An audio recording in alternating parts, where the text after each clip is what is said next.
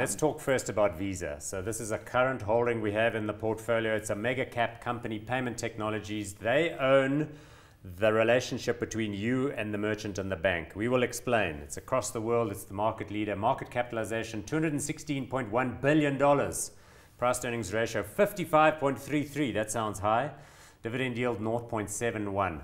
So just take us through the business model and why this one is growing so fast. So you have your card. It is a Visa card. Like this one here. Yes. There we go. There's my Discovery card. Sometimes you have a MasterCard. Sometimes you have an American Express. I got one of those and too. No one takes it.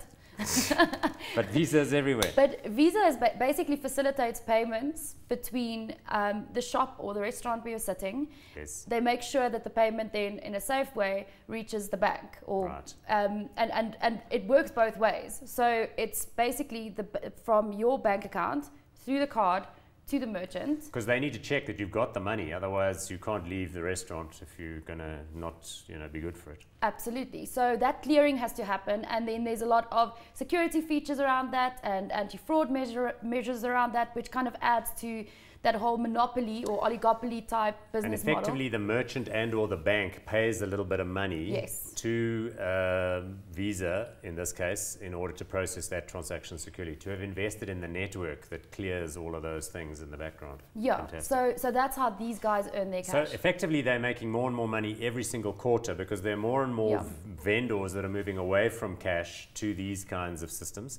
When people say, oh, well, but it's going to be in your phone, I think anyone knows by now that if you, for example, sign up with Uber, the first thing you've got to do is put your card details in the back. Exactly. So they are making money from all of those mobile payments as well. Exactly. And even if you're looking at online shopping and you want to make an online and you want to buy something on Amazon, you've got your credit card details in there. Preloaded. Google picks it up.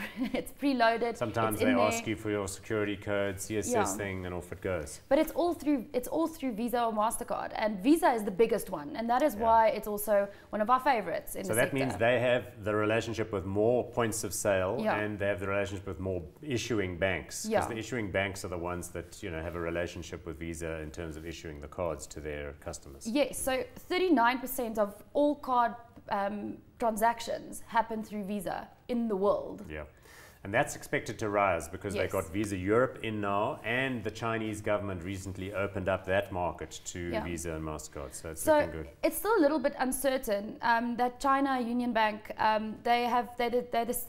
they've got the second highest market share at around 33%. And there's still some unclarity around whether or not Visa can go on their own or whether they have to actually pair with a Chinese bank. And that will complicate, that might complicate matters a bit, but at least they're in there and they're getting a portion of that massive Chinese cash pile. Okay, so they're the global leader. I mean, I see them on a price to earnings ratio somewhere around 50, but they're trading at an all-time high. Oh my goodness, we didn't look at the share chart yet. It's trading at $92 and some change. Oh, when you see a share chart like that, you can be happy you bought them many years ago, because that's the sort of performance you want to see, just a steady march forward.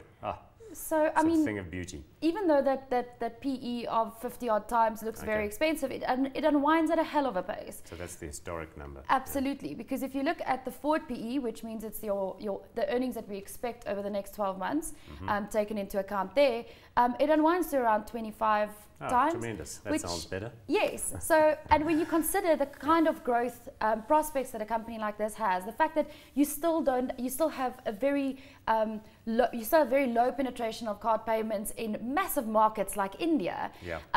Where they recently just about banned all of their expensive banknotes because they were worried people were hoarding and doing things with them. So they just said those ones won't be legal tender up until this date, so you better go and put those in the bank. And probably because of what they're doing around demonetization in India, you'll probably see card adoption increase quite substantially. Radical. Because when we were in India, ATMs were running empty because people had to were trying to get money, but they can only draw 1,500 rupees a day. That's around 400 Rand. Obviously, card payments makes it a lot easier, and what you just need is merchants to get on board, because as soon as you can pay merchants and they don't say cash only, sorry, then a company like Visa and MasterCard, for that matter, which is another reason the Indian government wants the program to happen, is because they want the merchants in. They don't want people to operate in cash. Okay, anyway, hot or not on this one? Sounds like we're an automatic hot. Yes, still hot regardless of the all-time high. 100 plus, right.